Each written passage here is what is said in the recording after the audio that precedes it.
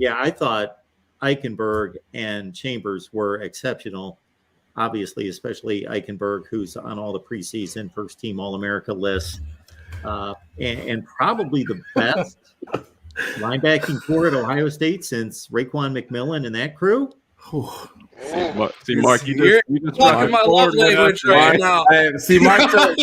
So let's give you a little background, okay? Like these guys love Tommy, but I was not. Don't say these guys. I wasn't sold on Steele. I thought that we sort of saw CJ Hicks in there, a lot more than what we did. I don't know. I don't see it. I don't see it like everyone so Cam's the negative Nelly when it comes to our linebackers, where I have been the champion of the Tommy Eichenberg fan club. I call him Tommy Heismanberg.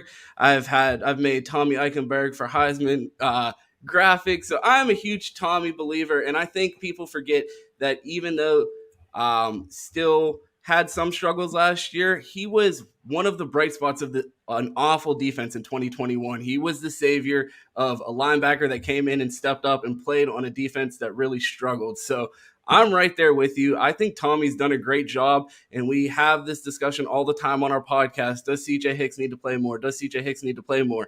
But you hit the nail on the head. I mean, Steele played good last year, and he's a true freshman that's still coming along. So he's going to have to fight and really prove that he deserves to be on the field there with Steele Chambers playing the way he is playing right now. Yeah, and following Ron, I'll give you the first half. Tommy and Steele were a major upgrade from what we had the season before. They played a lot better. Those guys look good.